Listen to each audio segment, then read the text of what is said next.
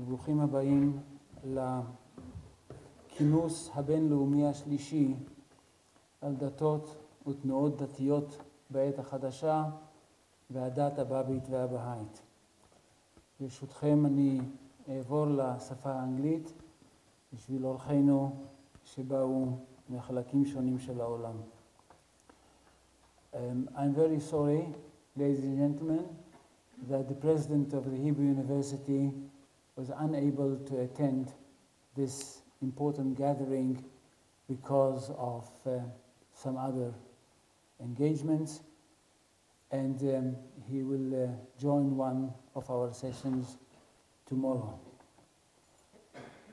Professor Reuben Amitai, Dean of the Faculty of Humanities, Professor Moshe Idel, Israel Prize Laureate, Department of Jewish Thought, Dr. Yael Bentor, Chair, Department of Comparative Religions, colleagues, guests from overseas in Israel, ladies and gentlemen, welcome to the third International Conference on Modern Religions and Religious Movements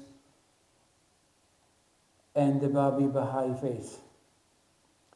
The first conference was convened when the first chair in the world in Baha'i studies was established in 1999 in this university, and I am very proud to head this chair since its establishment.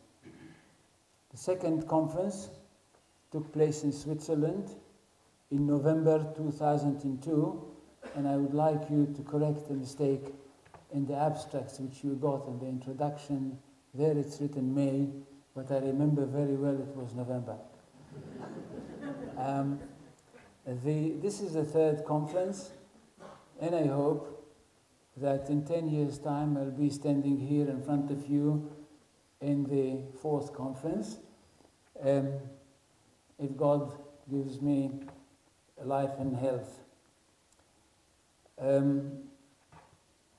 I don't want to speak more about our conferences, and I would like to invite Professor Amitai to welcome you in the name of the Faculty of Humanities of the Hebrew University.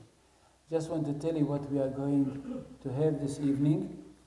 After Professor Amitai speaks to us, we'll have a lecture by Professor Moshe Idel from the Department of Jewish Thought, and he will speak about things which are, in my mind, unbelievable, but I saw today the material, or part of the material, and I can vouch for it, that every word which he's going to say is absolutely true.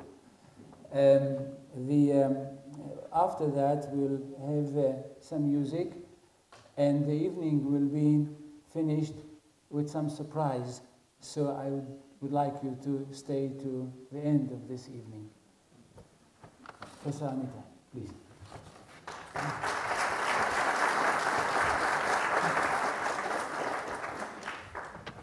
Thank you very much, Moshe. Dear colleagues and guests from Israel and abroad, in the name of the Faculty of Humanities at the Hebrew University of Jerusalem, it is a pleasure and honor to welcome you to this conference on modern religions and religious movements in Judaism, Christianity, and Islam, and the Bábí-Bahá'í faith. As Dean, I have followed closely the extensive preparations for this conference, not the least since I was a member of its academic committee. The event has a special significance for me as I am a former student of Professor Moshe Sharon, and I have seen his growing interest in Baha'i studies over the last 2 decades, which he has managed to integrate into his wide-ranging scholarly interests relating to general religious studies, Islamic studies, and the history of the Middle East. This wide academic scope has enabled Professor Sharon to put the Baha'i faith into a broad cultural and intellectual context, one expression of which is the conference today, which he has labored so intensely and for so long to bring to fruition. I am sure that I am expressing the sentiments of all in the auditorium this evening when I thank him for his hard and efficient work.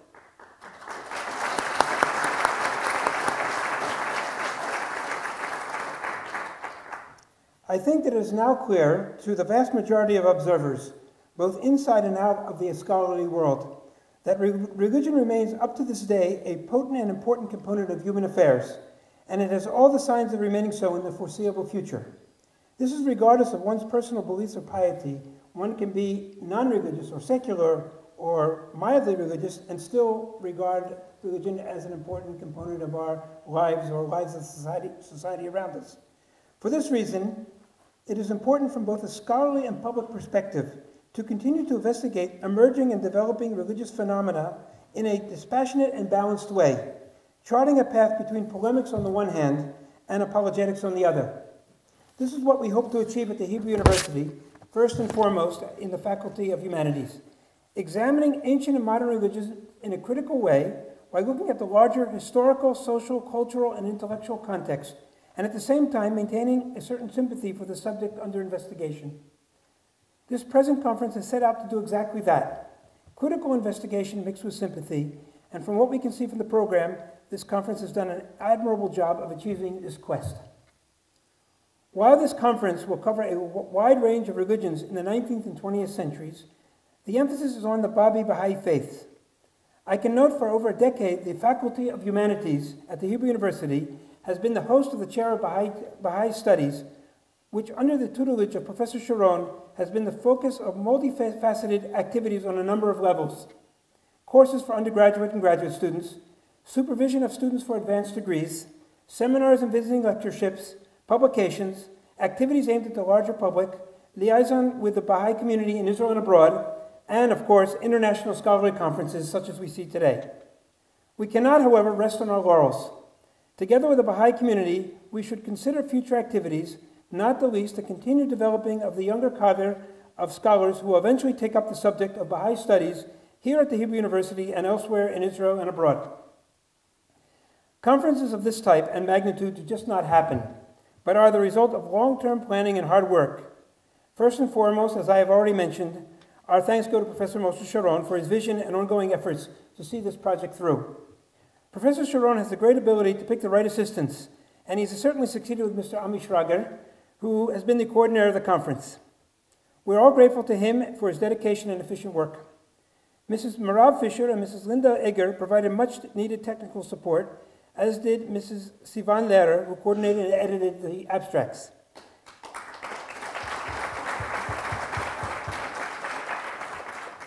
Mr. Nahum Regev, the Associate Dean of the Faculty of Humanities, did much to provide the logistical infrastructure for the conference, and we are grateful to him. I should also thank the other members of the academic committee, Professors Yoram Bilu, Professor Eitan Koberg, Professor Yair Zakovich, and Dr. Yael Ben-Tor. Dr. Ben-Tor is also the head of the Department of Comparative Religion, which jointly co-sponsors the conference and also hosts the program of Baha'i Studies. I should note that this Department of Comparative Religion also provides the framework for much of the investigation of religion in general and religious phenomena at the Hebrew University, and plays an important role in the intellectual and scholarly life of the Faculty of Humanities.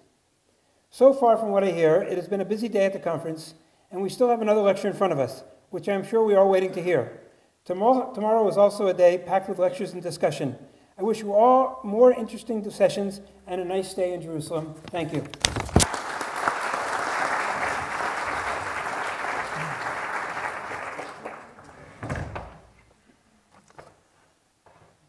Professor Moshe Idel, Israel Prize Laureate in Jewish thought, is one of the famous scholars in Jewish mysticism in the world. The author of a huge number of books and articles that beyond doubt have revolutionized the field of the study of Kabbalah. His work has not remained the domain of the professional researchers, but has become, at least in one case, the center around which a community has been created. I believe that in his keynote lecture, he will reveal something about it. Professor Idel.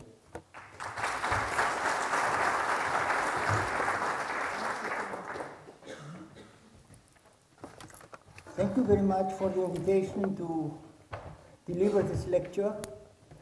I'm basically a medievalist, meaning someone who lives much more in the Middle Ages with manuscripts and bizarre Kabbalistic writings.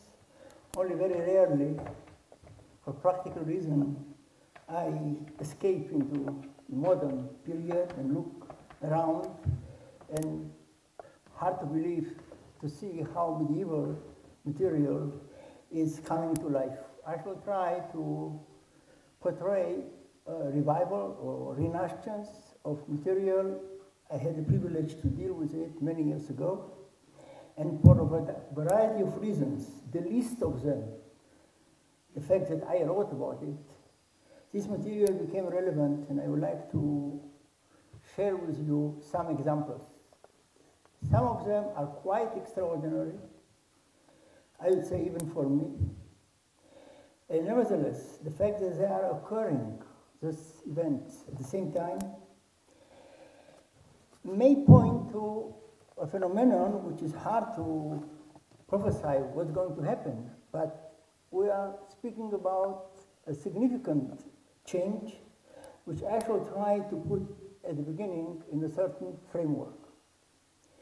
So if we look to what is the most fertile century in the last 500 years, from the point of view of Western or European religion, I would say that is the 18th century, when a variety of movements emerged, religious movements, some of them having something to do with esotericism.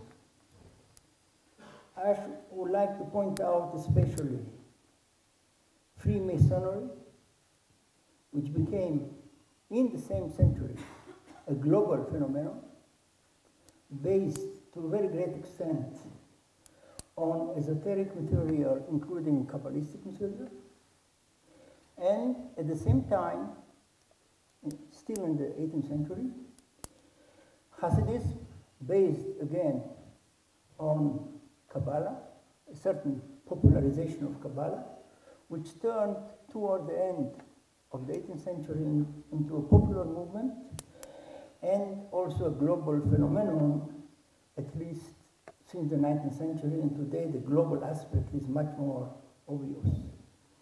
Meaning, since the 18th century, we can see a return to earlier elements, Kabbalistic elements, which didn't have a chance to survive the same phenomenon which took place in the 18th century, and that is the emergence of the Enlightenment. We can divide, in fact, the 18th century between those two forms of revival. A revival of a Greek rationalistic approach, and the revival of the mystical elements mentioned before. In the 18th century, the Enlightenment cooperated with other currents, which became even more important later, like Hegelianism, and then Marxism, and a movement that I would like not to discuss here too much, the emergence of the academy, which is to a very great extent Enlightenment and Hegelian and historicist Marxist. Don't ask me questions about this issue. So we have, in fact, two major revivals. One, the rationalist, which is looking to religion as something which is already passé, only a matter of time before it will disappear. And such an approach became more and more evident in the 19th century and the first part of the 20th century, when strong ideologies, for example, the communist one, following Hegelianism and Marxism, and to a certain extent also some forms of Zionism, predicted, in fact, the dissipation of religion. I remember myself looking in such a way, maybe because of my communist education, but even as a scholar, I had a feeling that I am dealing with a phenomenon on the verge of disappearance. What happened in the second part of the 20th century is surprising if we are looking to the fact that Enlightenment had such a deep impact, even on religious thinkers and scholars. So let me mention that in the last 50 years, we can see in Judaism strong development of what can be called neo-Hasidic vision, well known in Israel and abroad, like the Lubavitch movement, which became a movement even more global than before, and more recently, especially in Israel, the revival of Rabbi Nachman of Bratslav cult, development which was hard to predict 50 years ago. At the same time, in parentheses, we can see also a revival of Freemasonry. I would like not to enter in this issue. Personally, I'm not Freemason, I'm not a Hasid, but someone dealing a little bit more with this can see it very easily, how Eastern Europe is conquered more and more and more by Freemasons. Part of this new development in the second half of the 20th century, we can see also smaller phenomena of rediscovery in the West of material which was found in the Western tradition and culture but were suppressed.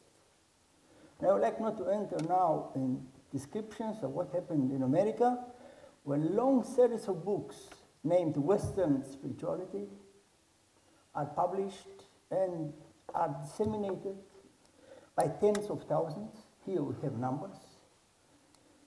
We couldn't predict something like that 30, 40 years ago.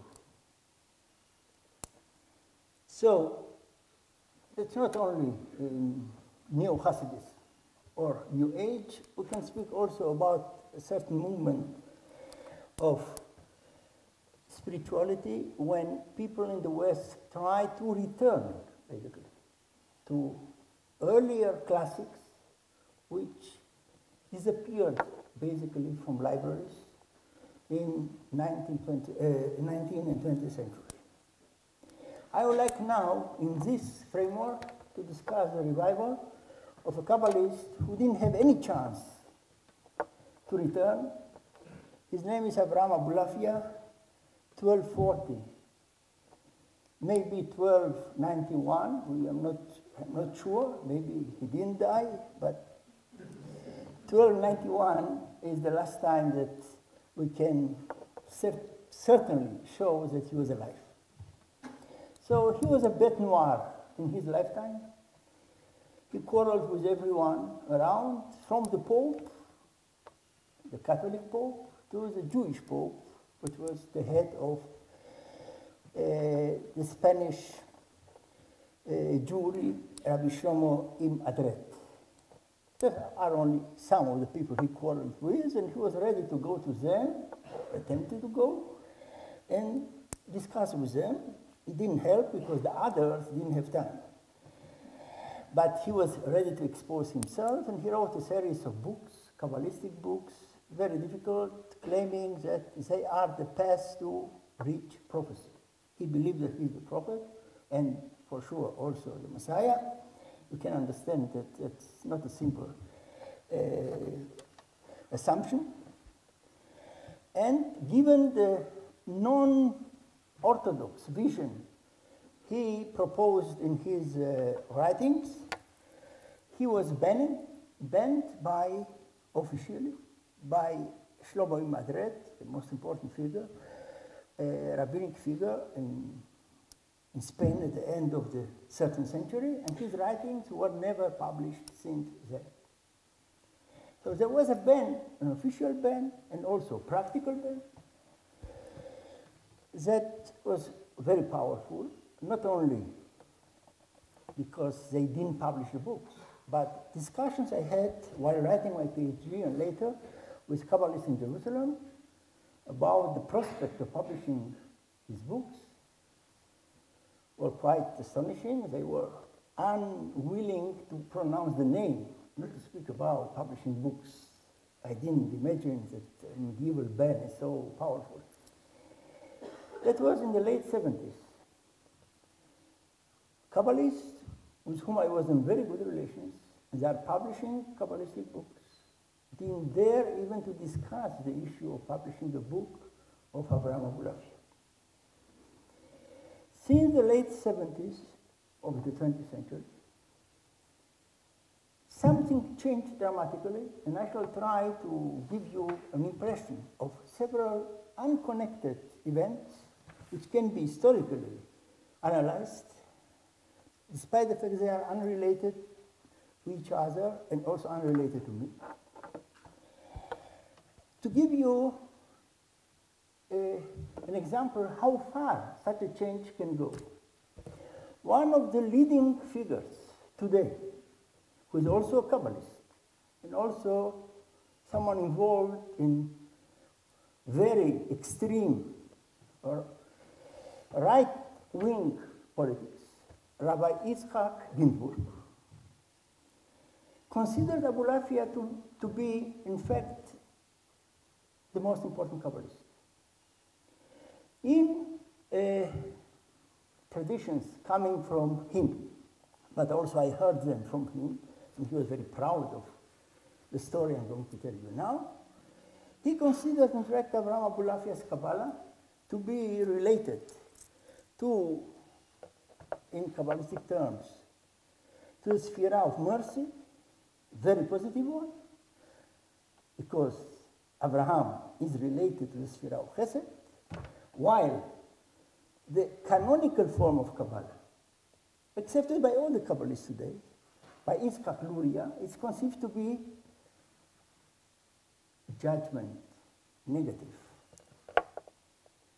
While later on, as a synthesis between Abulafia and Yitzhak Luria, Lurianic Kabbalah, emerged Hasidis, which is Israel Baal Shem Tov, meaning Abulafia is the highest form of Kabbalah for a Kabbalist who understands what he's saying, has an influence on a variety of Kabbalists today, and on some forms of politics. This change between someone whose name shouldn't be pronounced and the apotheosis of his vision of Kabbalah, Abulafia's vision as related to a very positive form of Sphira, and in fact illustrates what happened in the middle. Now I shall try to give you some events to give you some impression about what happened in the between. Maybe the most dramatic event is the Israeli government in 1992 decided to create a project named Avraham Abulafia. For this reason, there was a government decision, and that's why Avraham Abulafia has a room here, which means to give money every year. It was only, unfortunately, 4 to 5 years. Now, that was a left-wing government, Yitzhak Rabin's government. The minister who proposed to do it was Shulamit Aloni, nicely left-wing, and that was approved. And for 4 years, until the assassination of Rabin, this left-wing government provided money for a project named Avraham Abulafia. Roughly at the same time, again, totally unrelated to the government decision, another left figure, Umberto Eco, became immersed in ideas related to Abulafia, and in a novel he published in 1989. None of the people in the Israeli government read this novel, I can promise you. wrote his Foucault's Pendulum, where Abulafia is not just mentioned there at the beginning and the end, but that inspires to a very great extent. Long pages, including quotations from Abulafia's unpublished, by then, books. Eco continued, in fact, his involvement with Abulafia by using him a lot in his scholarly books, where according to his view, I emphasize his view, Abulafia is the source of no less than Dante's vision of language. I can show you here, not Eco writing about it, but his students writing now after Eco, writing more about this issue. For Italians to acknowledge that Dante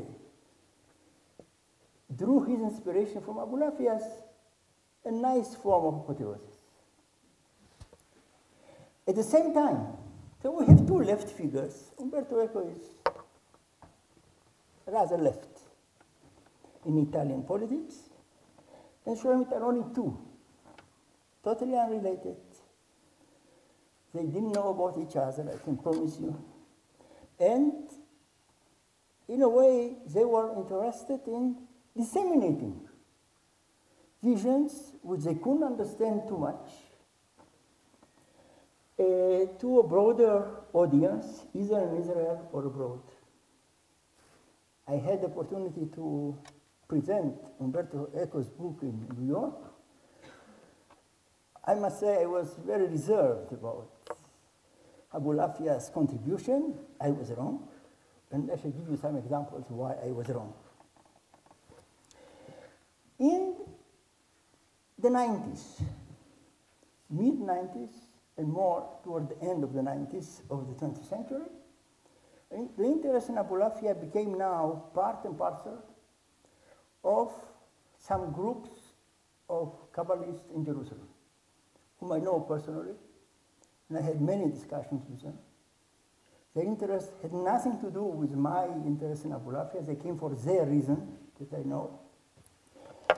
For people who understand what is Mea Shearim in Jerusalem, that's the extreme part of Mea Shearim, called Rab Aralach, meaning that is the most extreme part. I had several discussions with leading figures of Rab Aralach.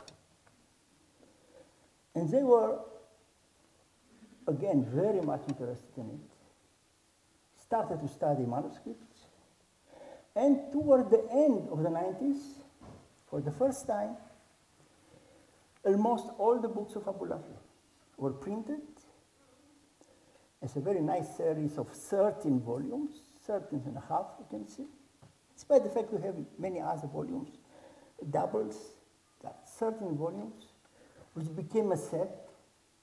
You can see today in Mea Shearim, after the Bible and the Talmud and the Zohar, you have the set of Avraham Abulafia, sold in Mea Shearim,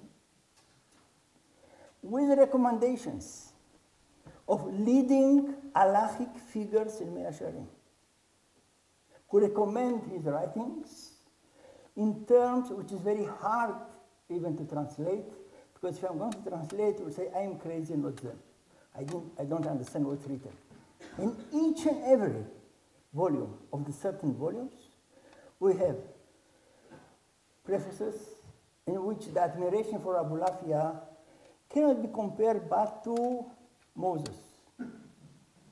And that's a long list of extreme language that Professor Sharon has seen some, a small part of it. But I can bring 13 prefaces. All this is published and disseminated today in Mea Shearim. I had many discussions with the people who are involved in printing those editions, which are terrible, no less. To give you only one striking example you will never forget, Abulafia is described there as someone who was born in Nevada, 1240, Nevada. Small mistake, and the manuscript was written Navarra.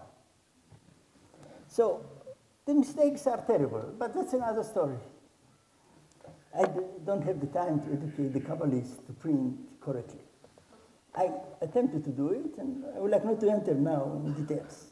But what is fascinating is the fact that we have 13 volumes which are not out of print, they are reprinted time and again, and sold normally in Mea Shearim in more than one bookshop, consumed basically by ultra-Orthodox people who 15 or 20 years ago wouldn't dare to pronounce the name of Abulafia. I would like not to discuss too much those volumes, but what is important, they are not just some form of recovery of Abulafia.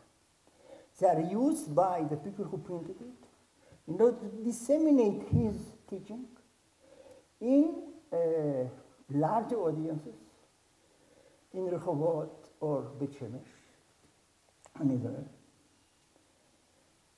because their assumption is that Abulafia is contributing to the ideal formulated already by Moses in the Bible, that all the camp will be prophets. So that is the ideology used by Orthodox and ultra-Orthodox figures, few of them, but attempting to create larger groups in order to disseminate his Kabbalah. Believe me, those people didn't hear about Shulamit Aloni. They didn't cooperate with Umberto Eco. It has nothing to do with the fact that I spoke with them because they came to me because they were interested already before their specific reasons, which I cannot enter here in detail.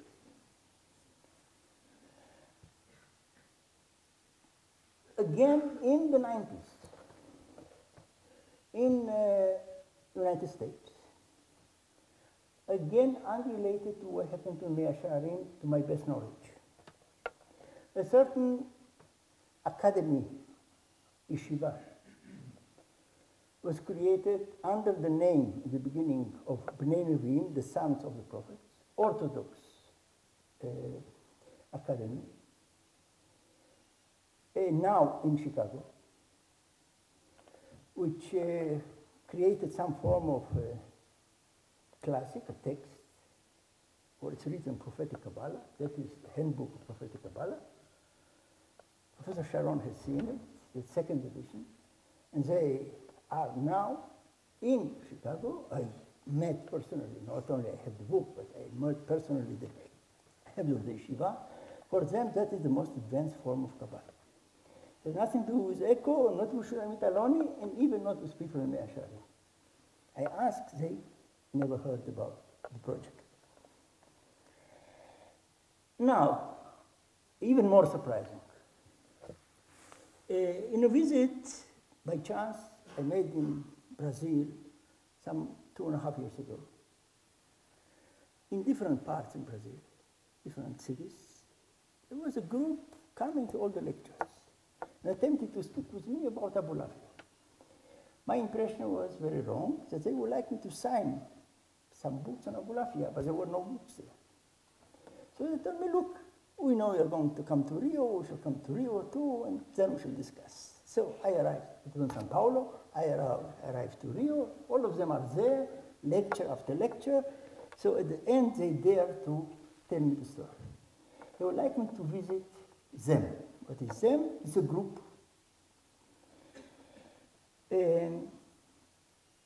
of Christians living according to Abulafia's technique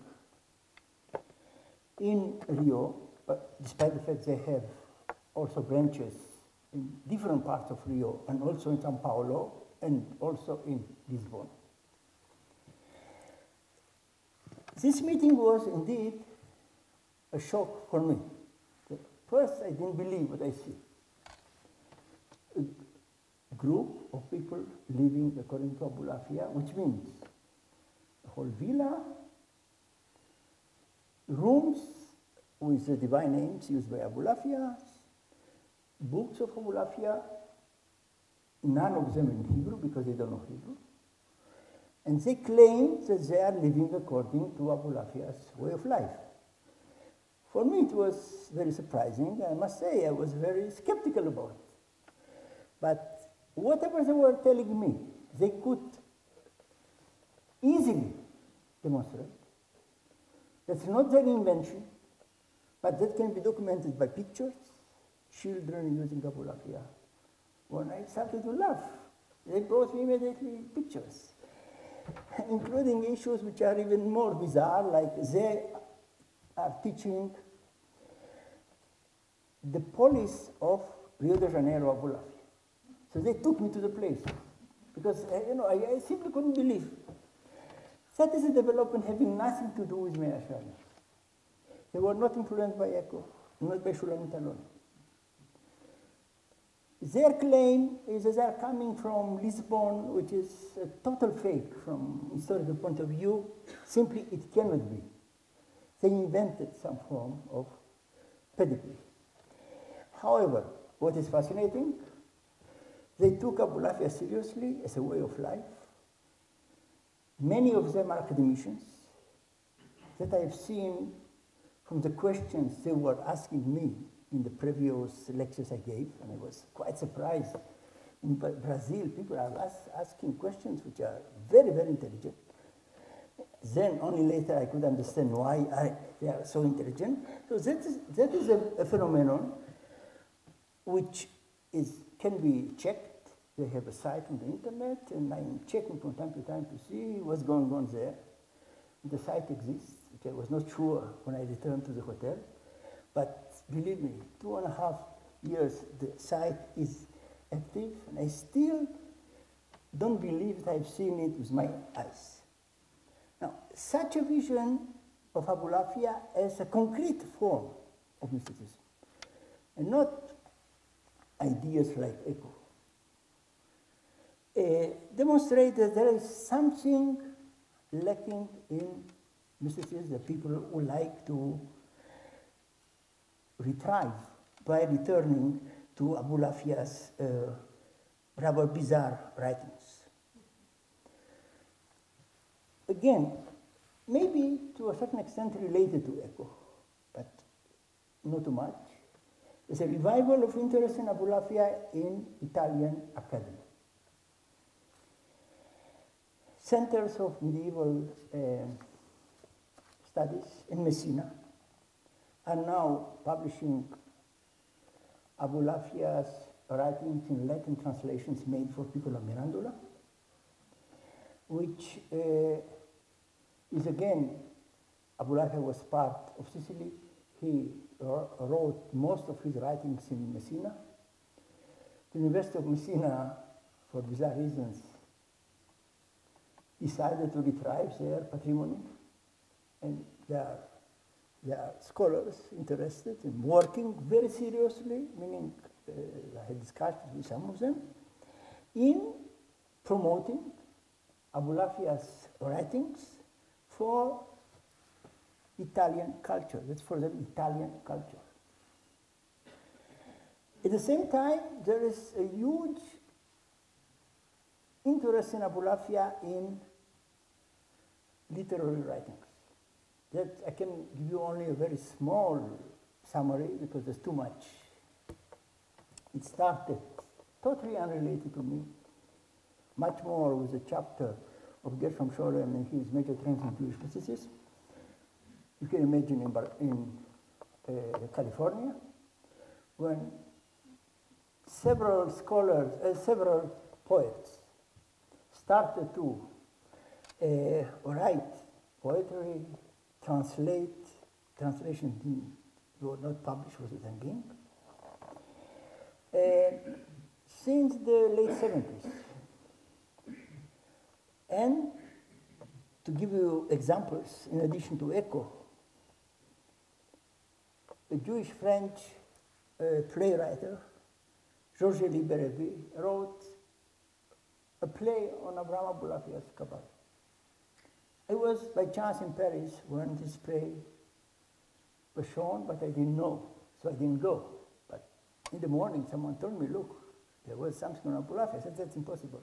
So they brought me the libretto. That's Abulafia.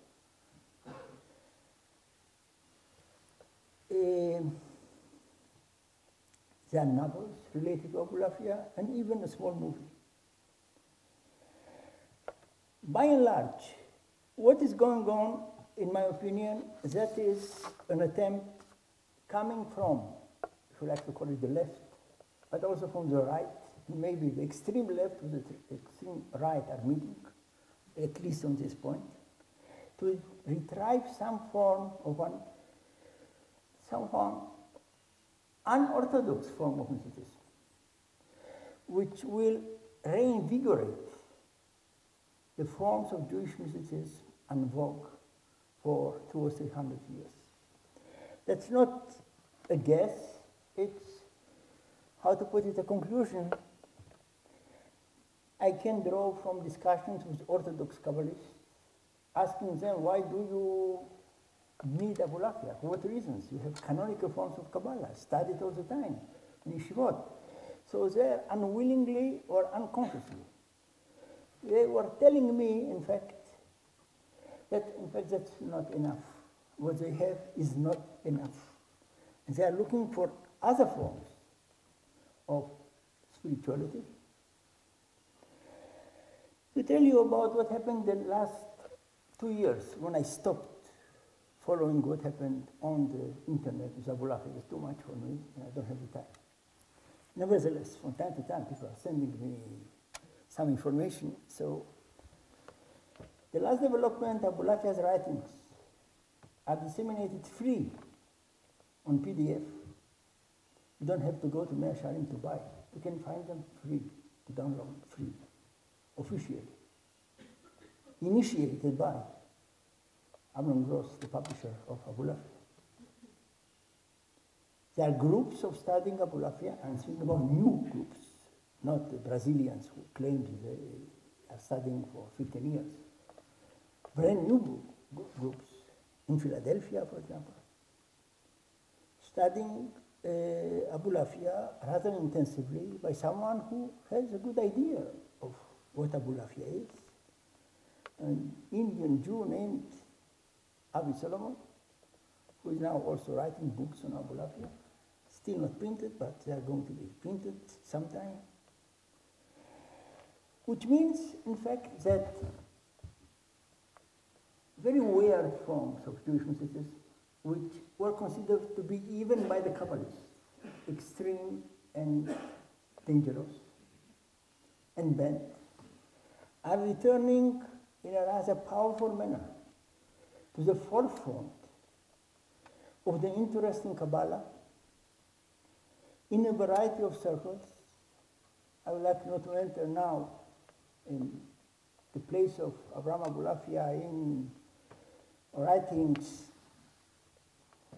by a variety of popularizing figures. But now you can buy Abulafia in English. Almost all his writings translated in English, and not the best English in the world, but nevertheless, it's an heroic effort. And you can buy them on the internet. And the English versions, I assume there's going to be Italian version of it, because the English translations are done in Italy, and sometime in the near future, maybe also Italy will enter in the game. A Kabbalist who was condemned to perish, in fact, around 1290, is making a return as part of a much bigger revival of interest in forms of spirituality that no one, including myself, would dare to imagine it is possible in the early 70s. I emphasize the political division between Rabbi Yitzhak Ginsburg, which I believe is fairly right, and Shulamit Aloni, which is fairly left, and hard to find two extremes more clear. What they have in common, I believe, is no more than their interest in Abulafia, which they are ready to promote for reasons of offering an alternative to whatever is found today on the religious market in Israel. So, unlike the more classical forms of Jewish mysticism, like Rabbi Nachman and Chabad or Lubavitch, where there are classical books studied, like Tanya or Likutei Moharan, studied. We have pilgrimages to tombs of the founders. In the case of Abulaf, there is no tomb, no classical writing, no establishment which is able to sustain such a revival. And nevertheless, such a revival is taking place.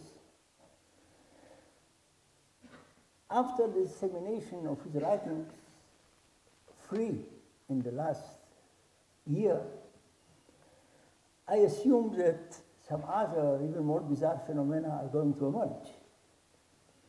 Because the consumption now, free, will nourish the imagination of people in search for more extreme forms of mysticism than provided by Rabbi Nachman or Chabad. I would like not to become a prophet. I only wonder if in the moment when the interest of in Abulaf is going to be on the peak, Hebrew University wouldn't close the center on Abraham Abulafia in that moment. Next time I shall tell you if indeed happened. Thank you very much.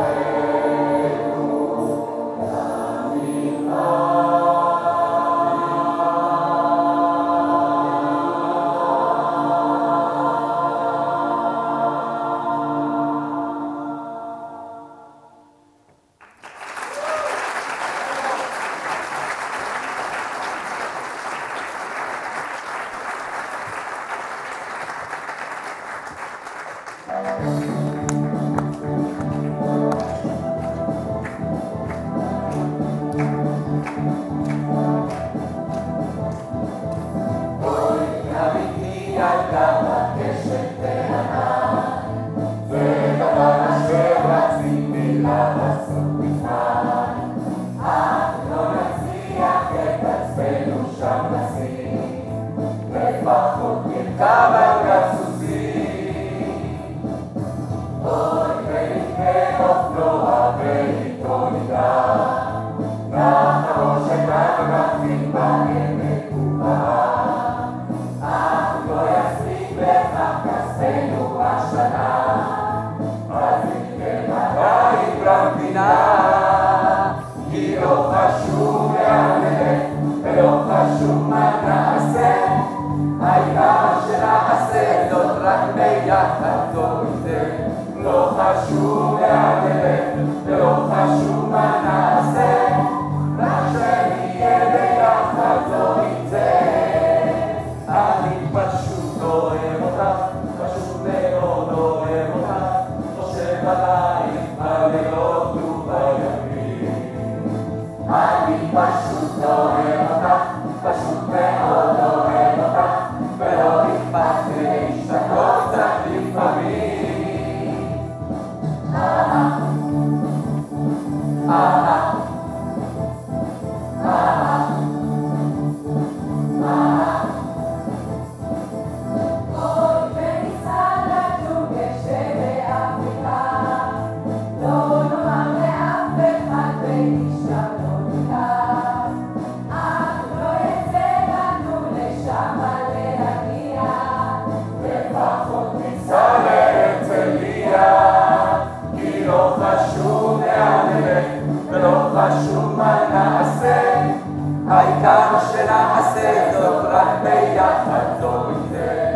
לא חשוב לאן נלך ולא חשוב מה נעשה, רק שנהיה ביחד טוב יותר. אני פשוט אוהב אותך, פשוט מאוד אוהב אותך, חושב עלייך בלילות ובימים. אני פשוט אוהב אותך, פשוט מאוד אוהב אותך, ולא אכפת לי להשתקות קצת לפעמים. אהה, אהה, אהה, אהה.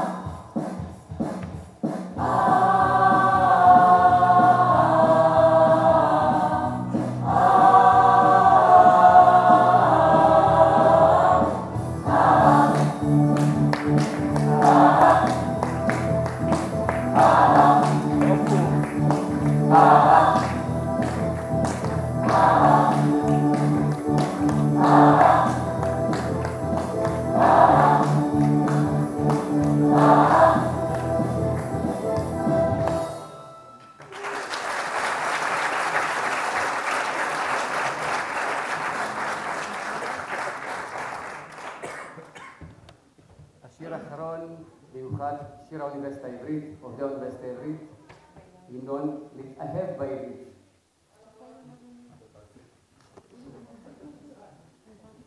הבינו.